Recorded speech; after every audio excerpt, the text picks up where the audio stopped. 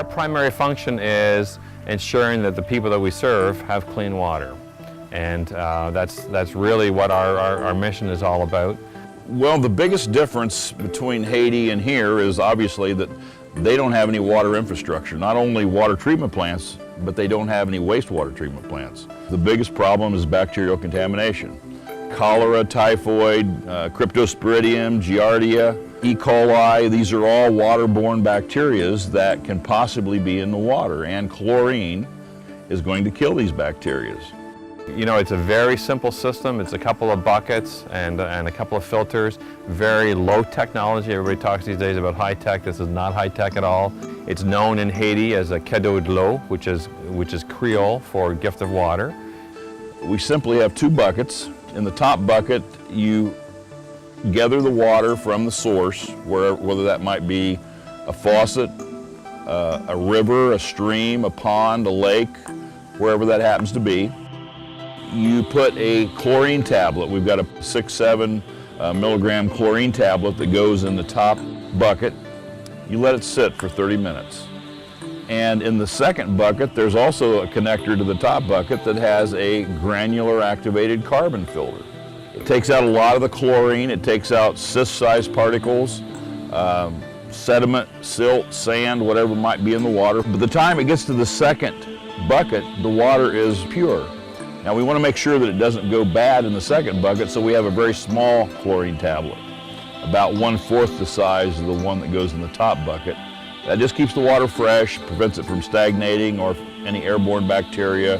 Every household has an average of about 6 people per household, so that would be 120,000 people that we have helped, you know, just over the last 2 years.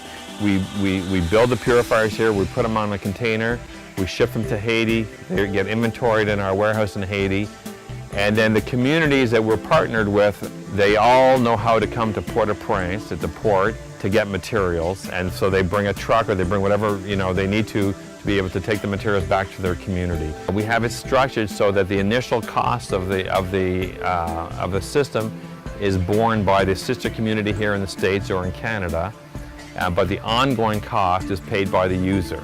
If you're given something, then you're less likely to take care of it. If you have to pay a little bit of money for it, they'll take care of it, you know, quite a bit more. There is a resident expert in the community who learns how to change the filters, how to provide the chlorine, and you know, do any maintenance that might come up on the buckets. They're relatively simple, but there can be things that break. But the biggest benefit comes to the people themselves. I mean, they're healthy. They don't have diarrhea. They don't die from cholera. Here in the States and in Canada, we really do take water for granted. We don't give it a second thought. It's just not that way in Haiti. $30 takes care of one family. $300 takes care of 10 families. That could be 60 people. And $3,000 takes care of a whole lot of people. So just by opening their pocketbooks and giving generously, they can save people's lives. On a number of occasions, we do like these inspections on how the systems are being used in the homes and in the various communities. We're checking up on how the program's working, but they'll always have the gift of water system in a place of honor, you know, in the house. Kids aren't allowed to touch it unless they're getting water. They have the tablets hidden away properly. It's not an uncommon occurrence to have children die and have to bury your own children in Haiti, because it's the immune compromised, the elderly, and the children that are the first to die from cholera and waterborne disease. You look at it and you say, how can anybody fix this? It's just such devastation and such disaster. And it's almost so overwhelming, you say, what difference can I make? Well, here's the difference you can make. With the Gift of Water Bucket program, you can save somebody's life starting tomorrow, and that life may very well be a little child.